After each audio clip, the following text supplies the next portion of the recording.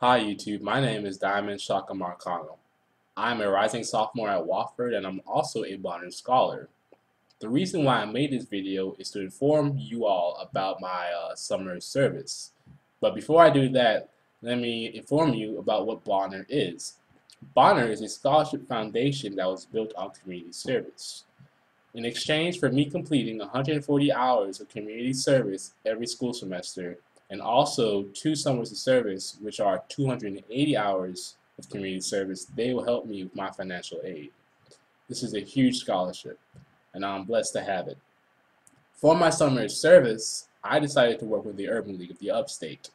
I've been working with them for the past year, and they have taken me into their family, and they're very personal, and I love the group that I work with.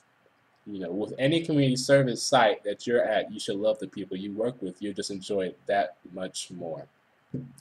So my advisor at the Urban League, Seville William, came to me with the opportunity to teach a GED class during the summer. She said that I could work with another student, and I'm working with Jonathan Franklin, another Wofford Bonner. The GED class started in June. I started this class off with an icebreaker so that all my students can get, to a more informal stage with me and feel comfortable coming to this class. Because the last thing I want to do is scare anybody away. So I did this little icebreaker with a ball. I forgot the ball, so I took a ball of yarn. Yeah, smart thinking.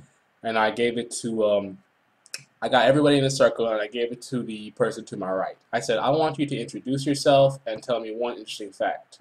My students had trouble telling me an interesting fact, so I helped them out. I said, okay, well, tell me your favorite color or your favorite food. They started acting a little goofy, and this icebreaker really started to work. At first I realized, like, why would anybody do an icebreaker? It's a little dumb. Then I realized it's just to get everybody comfortable in the environment that they're in. So after that, I started teaching. The GED is composed of 4 sections: math, science, English, and social studies. I taught more the math, Jonathan taught more of the English, then we both chipped in for social studies and science. We also had another helping hand, one of the rising college students at the Urban League, Shay, and she helped us out every now and then. While teaching this class, the first trouble I came into contact with was that I'm not teaching people who are younger than me, sorry, students who are younger than me. I'm teaching students who are 20 to 35. And this is huge. I can't talk to my students like they're little children. I have to talk to them with respect because they are my elders, and that's the only way I can communicate with them so they can receive the information I'm trying to teach them. So once I got over that barrier, things got a little easier. But then I hit another roadblock along the way. I noticed that they were afraid to ask questions. And, it's like your first day at school, first day of high school, actually. You're always afraid, or more than the first month, you're always afraid to ask questions because you don't want to seem stupid in front of everybody. So it got to the point where I said, does anybody have questions? I'll look them in their eyes, every student, and I would see, they're struggling with this just a little bit. So I'll go over it 2, maybe 3 times, point by point, breaking it down. And I'll give them a review sheet. And then they would turn in the review sheet at the start of the week. This did help me and the students out a lot because I could see they can communicate with me on paper rather than speaking, during class and embarrassing. Now, before we started teaching, we administered a pretest. This pretest consisted of the 4 subjects: math, social studies, English, and science. Judging from the scores, we noticed that all the students struggled with math and science compared to English and social studies. So we kept that in mind while teaching. The month of June was more of a learning month for both the student and the teachers.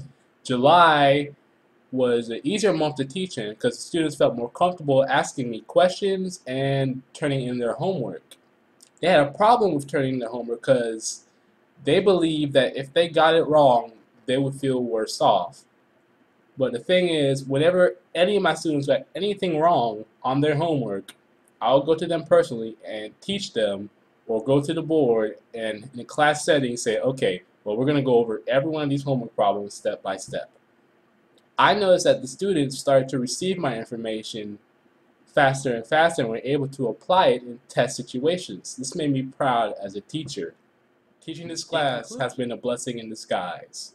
It has bettered my communication skills, and I now know that I'm truly blessed for what I have, and not to take anything I have for granted. I'm proud to be a Bonner Scholar, and this is Diamond Shaka Marcano signing out. Have a blessed day.